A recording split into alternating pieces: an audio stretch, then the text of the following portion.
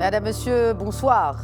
69 jours de confinement au Maroc et en attendant les données actualisées sur les emplois qui ont été supprimés lors de cette période d'arrêt ou de baisse d'activité, les derniers chiffres du chômage dont nous disposons sont ceux du Haut Commissariat au Plan où le taux de chômage a franchi la barre psychologique des 10%. Ça, c'était au dernier trimestre de l'année dernière, soit avant le pic de la crise liée à la Covid-19. En tout cas, on appréhende une perte conséquente d'emplois post-Covid, notamment chez les 15-24 ans. Appréhension confirmée par une récente étude de l'Observatoire de l'Organisation internationale du travail, axée précisément sur le Covid-19 et l'emploi. Ainsi, dans le monde, plus d'un jeune sur 6 a cessé de travailler depuis le début de la pandémie. Et ceux qui ont conservé leur emploi ne travaillent, eux, qu'à hauteur de 77%, voire moins. Avec ou sans Covid au Maroc, mais aussi ailleurs, chez les jeunes, le chômage sévit davantage. Comment appréhender cette crise sans précédent dans le marché de l'emploi et quelles sont les pistes pour amortir les dommages? Saïd Bellal, expert en ressources humaines, nous répondra. Ce sera en première partie d'émission. Mais n'oublions pas qu'une partie de ces jeunes a eu recours au plan D. Des reconversions sont remarquées ici et là, notamment vers des métiers qui ont le vent en poupe, soit des métiers liés au digital, au web marketing, en passant par la livraison. En deuxième partie d'émission, justement, il sera précisément question du secteur de la vente en ligne ou la digitalisation du retail dans le jargon professionnel et son franc succès grâce au confinement. 1 800 000 transactions entre le 20 mars et le 19 mai, c'est une augmentation de taille. Analyse donc de cette évolution du e-commerce au Maroc en compagnie de Michael Nassiri, directeur général du Centre monétique interbancaire. Merci de rester avec nous, à tout de suite.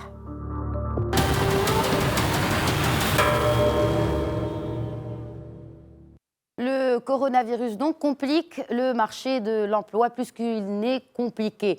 Plus de 900 000 salariés sont en arrêt de travail et viennent s'ajouter aux millions de demandeurs d'emploi déjà recensés à fin 2019. Souhail Jalil revient sur les chiffres de l'emploi et du chômage au Maroc. Regardez. Le coronavirus fait exploser le chômage. Selon les données officielles disponibles, plus de 900 000 employés déclarés à la CNSS sont actuellement en arrêt de travail. Ces 900 000 employés du secteur privé déclarés à la CNSS ont été inscrits par leurs employeurs pour bénéficier de l'indemnité du Fonds spécial pour la gestion de la pandémie du Covid-19. Or, et selon les derniers chiffres du ACP, ces travailleurs viennent s'ajouter aux 1,1 million de chômeurs que comptait le Maroc à fin 2019. Du coup, l'augmentation est phénoménale, plus 70%, soit 2 millions de personnes, et le taux de chômage, lui, passerait à plus de 16% contre 9,2% fin 2019. Des chiffres qui seront sûrement revus à la hausse, au moins jusqu'à la fin d'une crise dont les séquelles pourraient bien persister. Notons également que si les statistiques sur le nombre d'emplois formels perdus sont disponibles, il est encore pour l'heure difficile de quantifier les emplois informels et non déclarés perdus. Pour mettre en lumière le nombre exact des chômeurs, la prochaine enquête nationale sur l'emploi du ACP au titre du premier trimestre 2020 est très attendue. Elle seule pourra fournir une évolution globale du chômage depuis le début de la pandémie. Et depuis Bouzneqa, un expert en ressources humaines. Bonsoir Saïd Bellal. Bonsoir. Alors justement, en attendant cette enquête, pour avoir une idée, en tout cas chiffrée et factuelle du nombre des chômeurs à cause de cette pandémie, pensez-vous qu'il soit possible d'utiliser les chiffres, notamment pour les données relatives aux personnes qui ont bénéficié, ou les ménages d'ailleurs, qui ont bénéficié des indemnisations via le fonds Covid, pour établir un schéma sur la situation de l'emploi pendant cette pandémie de la Covid-19 ? Un peu difficile parce que les conséquences, on les verra peut-être plus tard. Maintenant, ce qui est certain, c'est qu'effectivement, il y aura un impact important sur l'emploi, et particulièrement celui des jeunes, comme vous l'avez déjà cité, et que tout dépendra aussi du plan qui sera mis en place pour reprendre les choses en main et surtout booster l'économie du Maroc. Alors, est-ce qu'on dispose aujourd'hui d'un chiffre de nombre de postes qui ont été détruits à ce jour ? C'est très difficile à dire aujourd'hui. Non, on n'en a pas, parce que généralement, c'est des choses qu'on ne mesure que au moins quelques mois après. Alors, cela dit, quelle nuance pouvons-nous faire entre le taux de chômage et le taux d'activité, notamment en cette période de crise? Vous savez, dans cette période de crise, d'abord, il y avait le confinement. Certaines activités étaient peut-être demandées et d'autres étaient donc en suremploi, c'est-à-dire qu'il y avait plus de personnes qu'elles en avaient besoin réellement. Beaucoup de personnes aussi, particulièrement en sachant qu'au Maroc nous avons beaucoup d'informels, étaient complètement arrêtés. Et cet informel a aussi un lien avec l'économie en tant que telle et avec le formel. Et par conséquent, il avait un impact sur l'ensemble de l'économie. Tout ça fait qu'on ne mesure pas tout puisque nous n'avons pas les données précises sur le secteur informel.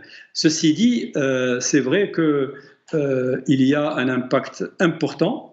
Et que cet impact qui est important, on peut le mesurer à travers, comme vous l'avez dit, les gens qui sont à la CNSS, mais il y a aussi tout ce qui est public, et dans le public aussi, tout le monde n'a pas été en activité. Donc tout ça, c'est un peu délicat. C'est vrai que pour certains, c'est momentané. Donc l'activité, dès qu'elle reprendra, ils vont reprendre leur poste, et en espérant que l'activité reprenne assez vite. Mais pour d'autres, ce sera beaucoup plus difficile, surtout ceux qui étaient en réelle crise pendant cette période et qui ont vraiment vu leur chiffre d'affaires, leur activité s'arrêter complètement. En effet, la tendance peut être biaisée par rapport à l'arrêt temporaire de travail pour définir justement le nombre exact de suppression d'emplois. Ceci dit, vous avez parlé d'importance de perte d'emplois. Pensez-vous que la tendance soit beaucoup plus grave chez les PME, TPE ou beaucoup plus vers les grandes entreprises? Généralement, ceux qui sont plus sensibles à ce type de situation, ce sont les PME. Parce qu'elles ont elles gèrent moins en termes de prévisionnel, elles ont moins de capacité de pouvoir ou de résilience en général pour pouvoir faire face à ce type de situation, mais aussi vu qu'elles n'ont pas beaucoup de marge de manœuvre. Et aussi, il faut dire, contrairement peut-être à des pays développés, elles ne sont pas assez aidées et n'ont pas assez d'ouverture vers le prêt bancaire, etc. Donc, ce qui fait qu'elles le vivent beaucoup plus difficilement que les grandes entreprises. Qu'en est-il des secteurs, selon vous? Quels sont les secteurs? Bon, bien sûr, nous connaissons bien sûr le secteur des services, notamment l'hôtellerie, la restauration, et ces secteurs qui ont été tout simplement arrêtés par décision administrative. Oui. Quels sont les secteurs les plus touchés, les plus impactés par les suppressions d'emplois? Comme vous l'avez dit, tout ce qui est tourisme, hôtellerie, restauration, tout ce qui est aussi service à la personne, comme tout ce qui est les petits métiers de coiffeur, tout ce qui est aussi dans l'informel, les gens qui travaillent dans l'informel, tout ça c'est très important, et ça représente à peu près, ça dépend, peut-être le tiers de l'économie du Maroc, c'est énorme. Et c'est là où il va y avoir le plus d'impact. Et puis, il y a des secteurs de services en général qui ont été touchés. L'industrie, ça dépend. Il y a des industries qui ont été plus sollicitées, d'autres beaucoup moins, et peut-être même été en arrêt par la force des choses. Et donc, il est à revoir aussi, beaucoup de choses plus en détail, parce qu'aujourd'hui, donner des chiffres exacts et faire de la prospective ou du prévisionnel, c'est très très difficile, sachant qu'on est dans un environnement qui est en pleine évolution, qui est aussi très circonstanciel. Donc, tout dépend des entreprises, des environs dans lesquels elles sont, du domaine, aussi de leur capacité à pouvoir répondre. Certaines ont pu développer parce qu'elles étaient assez, disons, prémunies pour travailler en télétravail quand il fallait, d'autres beaucoup moins. Voilà, tout ça fait qu'il y a beaucoup de disparités entre les entreprises et on ne connaît pas vraiment, les chiffres exacts. Mais on sait que ça a perturbé beaucoup de monde et beaucoup de secteurs. et notamment chez les jeunes. Saïd Belal, le chômage reste très élevé parmi cette catégorie, notamment les 15-24 ans, plus du double de la moyenne nationale d'habitude. Comment, selon vous, comment mieux cibler cette catégorie des jeunes qui ont perdu leur emploi justement? Oui, de toutes les manières, comme vous l'avez dit, ça a toujours été la catégorie la plus touchée par le taux de chômage. Aujourd'hui, quand on est en période de crise, c'est généralement un peu plus délicat encore.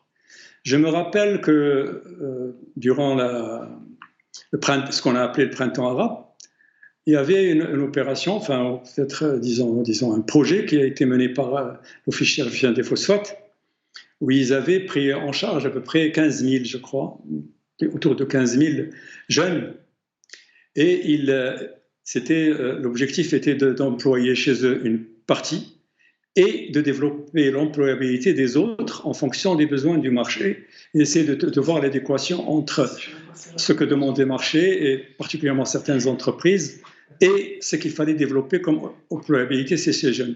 Et c'est une opération qui avait très bien marché et donné d'excellents résultats. Donc ça aussi, c'est disons, quelque chose qui peut être reprise. Autrement dit, maintenant, on ne sait pas quels sont les impacts qu'il va y avoir après cette crise, parce qu'il dépendent de beaucoup de facteurs. Et tous les facteurs sont assez disparates, sont en évolution, dépendent aussi du national et de l'international. Donc c'est difficile, mais on sait qu'il y aura beaucoup de changements. Et donc tout dépend de ce qui va se passer en Europe, parce que nous avons beaucoup de liens avec l'Europe. Les délocalisations dont il parle, est-ce qu'on va en profiter? Dans quel secteur? Peut-être qu'il y aura des changements de secteur chez nous aussi, qui sont aujourd'hui beaucoup délocalisés, mais d'autres qui vont peut-être venir aux dépens de cela, ou en même temps avec tout ça. Cela, on ne sait pas. Ceci dit, c'est ce qu'il faut savoir, très vite être au diapason de tout ça pour préparer les compétences de demain dont auront besoin ces entreprises, et particulièrement chez les jeunes. Certainement à prendre en compte lors de la mise en place de ce plan de relance que tout le monde attend. Si vous le permettez, Saïd Belal, nous allons passer aux questions de nos internautes, et dont deux qui se rejoignent, celle de Jamal par rapport à la question des étudiants en fin de cursus qui vont se retrouver face à une situation de crise, mais aussi celle de Abdessamad qui se pose: quelle perspective pour les futurs diplômés, mais aussi les cadres, notamment ingénieurs et gestionnaires? Alors, vous savez, au Maroc, nous avons un problème en termes quand on appelle cadre, et tout dépend aux entreprises aujourd'hui, sont en demande de cadres. Nous n'avons pas suffisamment de compétences par rapport, surtout au niveau de l'encadrement, par rapport à la demande des entreprises. Le problème, c'est dans l'adéquation et dans la formation. Donc, peut-être que les jeunes, et surtout les ingénieurs, nous avons des ingénieurs de très haute qualité au Maroc. Ce qui leur manque généralement, ce sont les soft skills. Et il faut que l'État fasse en sorte, soit avec des lieux où ils peuvent aller se former assez rapidement pour développer ces soft skills, mais aussi les langues pour mieux les maîtriser, et pas seulement le français. Aujourd'hui, comme j'ai dit tout à l'heure, avec ces délocalisations, etc., peut-être que nous aurons besoin d'avoir l'italien, l'allemand, peut-être d'autres langues. L'anglais et l'espagnol sont déjà assez demandés. Et donc tout ça sont des choses qu'il faut développer assez vite et permettre à ces jeunes de pouvoir y accéder assez facilement. Très bien. Alors, en parlant de soft skills et notamment par rapport aux jeunes, il y a ce secteur de l'outsourcing que vous venez d'évoquer. Youssef, toujours via Facebook, il se demande si la nouvelle organisation du travail peut atténuer les effets de la crise. Qu'est-ce qu'on entend par la nouvelle organisation du travail? Alors, il n'a pas vraiment précisé, mais je pense qu'il est question là de télétravail en l'occurrence, parce que c'est le champ. Ah oui, d'accord. Alors, digitalisation peut-être. Absolument, absolument. Bien sûr qu'elle va avoir des effets. Elle va avoir des effets, et ce sera un des domaines qui sera les plus en évolution dans un futur proche. De toutes les manières, tout ce qui est système d'information, digitalisation, tout ce qui est aussi télécom, tout ça, ce sont des choses qui vont beaucoup évoluer. Mais peut-être aussi la recherche et le développement. On s'est rendu compte, vous avez vu au Maroc, nous avons beaucoup de personnes très créatives Nous avons pu, pendant cette période très difficile, répondre à des choses que même des pays développés ont difficulté à pouvoir y répondre. Et donc, nous avons beaucoup de potentiel. Il faut que ce potentiel lui donner les moyens pour pouvoir plus se développer. Et donc, aussi dans la recherche et développement, on cherche dans l'innovation. Ça, c'est des domaines où on peut beaucoup alors que la digitalisation, on voit que quand même, c'est un projet en cours, mais en tout cas qui a pris un bon coup d'accélérateur pendant cette crise du Covid, ce qui est positif. Merci beaucoup en tout cas Saïd Blal d'avoir répondu à nos questions. Merci à vous. Et il sera justement question en deuxième partie d'émission de digitalisation, mais du retail via le e-commerce. À tout de suite.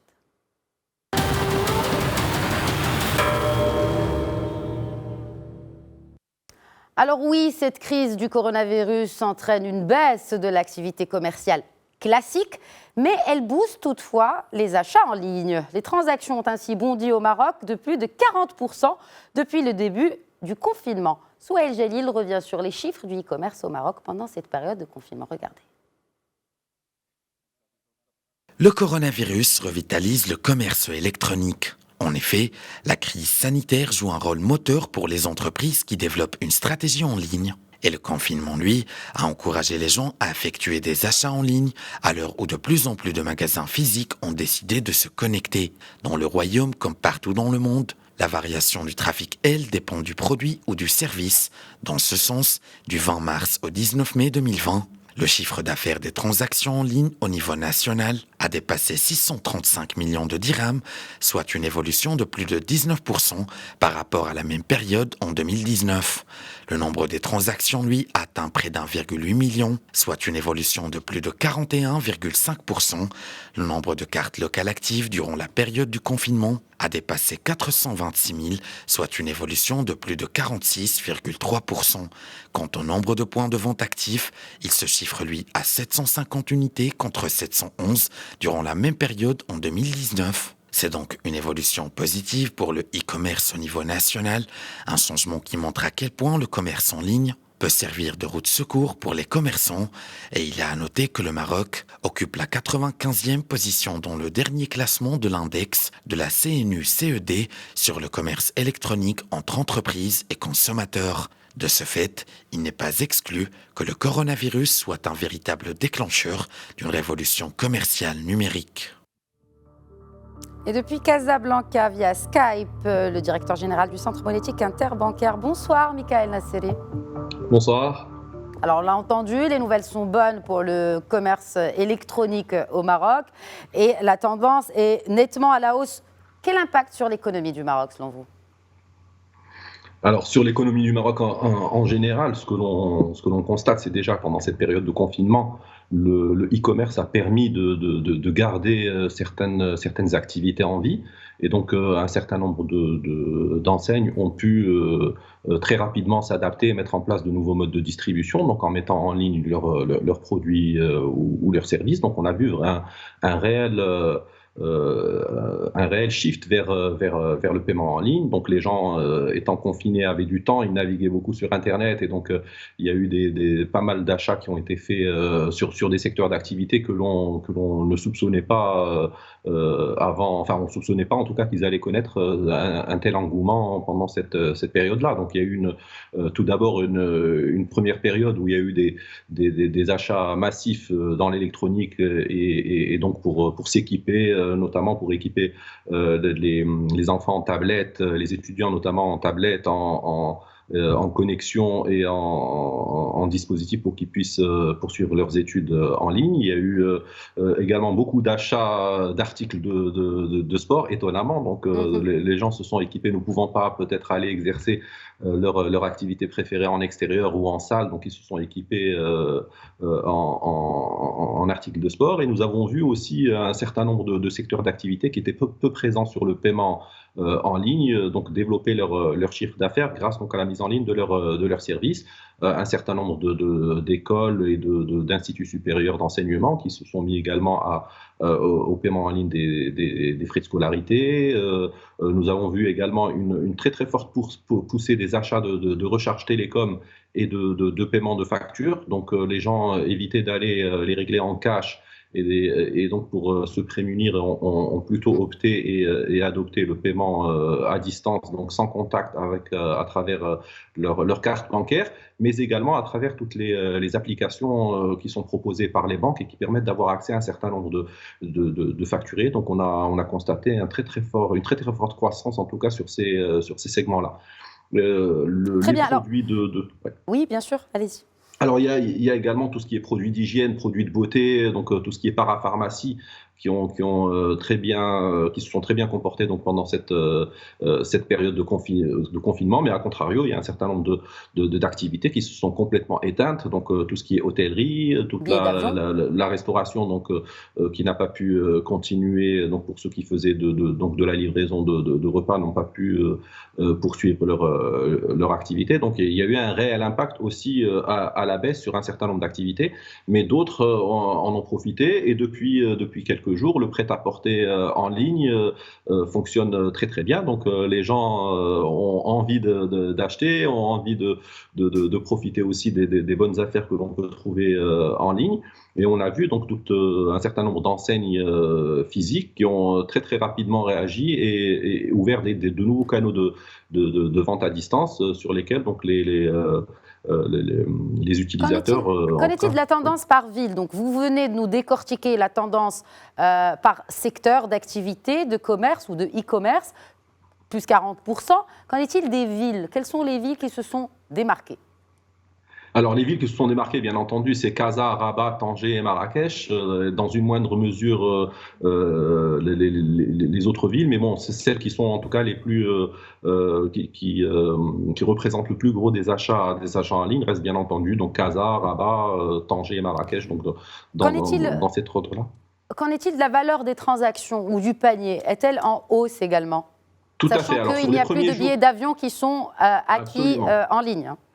Absolument. Alors, quand on fait abstraction justement de cette partie, donc des compagnies aériennes, et qu'on regarde comment s'est comporté l'acheteur marocain, donc on voit effectivement un panier moyen qui est un peu plus important qu'à l'accoutumée. Donc, le panier moyen a progressé principalement dès l'entrée donc en ligne de la grande distribution, donc qui a commencé à vendre donc à distance à travers deux opérateurs différents qui assuraient la livraison des courses. Et donc là, on a réellement vu le panier moyen augmenter. Et on a vu aussi le panier moyen augmenter grâce aux achats dans le mobilier. Donc le mobilier a très bien fonctionné aussi. Donc le mobilier en kit particulièrement. Et donc, on a vu effectivement beaucoup de gros tickets passer sur ces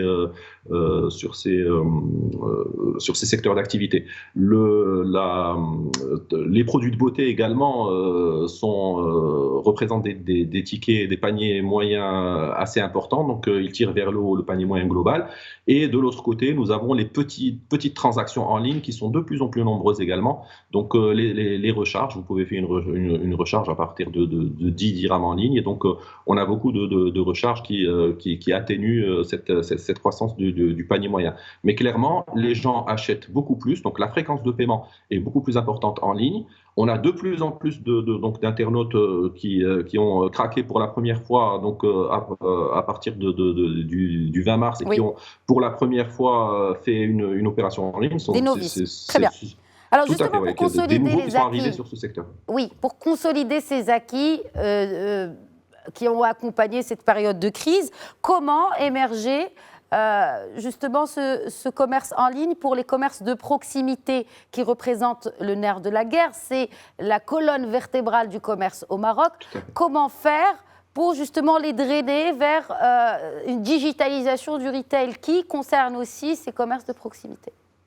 Tout à fait. Alors les commerces de proximité, on l'a tous vu. On a tous vu notre super de quartier ou l'épicier du coin qui a commencé à prendre des commandes soit sur WhatsApp, soit par téléphone, et qui livrait ou qui vous demandait de venir récupérer votre commande. Donc il y a eu une transformation de l'acte d'achat de manière tout à fait claire.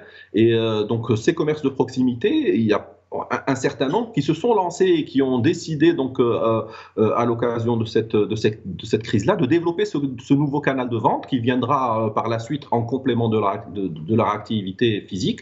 Et donc cette omnicanalité, comme on dit aujourd'hui, permet justement aux petits commerces du coin d'augmenter leur chiffre d'affaires, donc de proposer une nouvelle façon de mettre en vente et de livrer les produits. Donc il y a le click and collect aujourd'hui qui marche très très bien. Donc vous faites votre commande soit en ligne sur un catalogue qui est en web ou carrément sur les différents réseaux sociaux qui peuvent présenter vos produits, et ensuite vous allez passer un coup de fil et recevoir un lien de paiement sécurisé qui vous permet de payer à partir de chez vous, et ensuite vous passez récupérer votre commande. Alors, je voudrais juste revenir avec vous pour le post-Covid, pour après, et cette tendance, si elle doit se maintenir, il y a une stratégie, n'est-ce pas, à mettre en place pour ce commerce électronique. Le Conseil de la concurrence a planché dessus.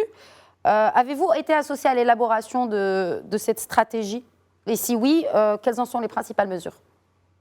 Ben écoutez, je n'ai pas connaissance. Alors le Conseil de la concurrence a dit qu'il allait accompagner, ou en tout cas piloter une réflexion pour une nouvelle stratégie du e-commerce, mais elle n'est pas encore, enfin à ma connaissance en tout cas, elle n'est pas encore, elle n'a pas encore été construite. Donc il y a des réflexions effectivement. Nous avons eu l'occasion de rencontrer les membres du Conseil de la concurrence à plusieurs reprises. Il y a des réflexions, il y a disons un réel intérêt des pouvoirs publics, mais également des acteurs privés pour promouvoir donc ces nouveaux modes de paiement qui sont que les Marocains plébiscitent. Merci. Plébiscite et notamment en cette période de crise. Merci beaucoup Michael Nasseri. Malheureusement, le temps de l'émission est terminé.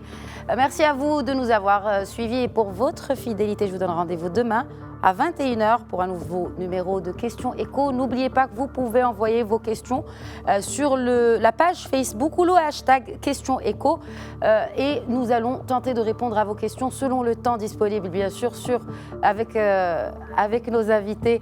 Merci à tous, très bonne suite des programmes et prenez bien soin de vous.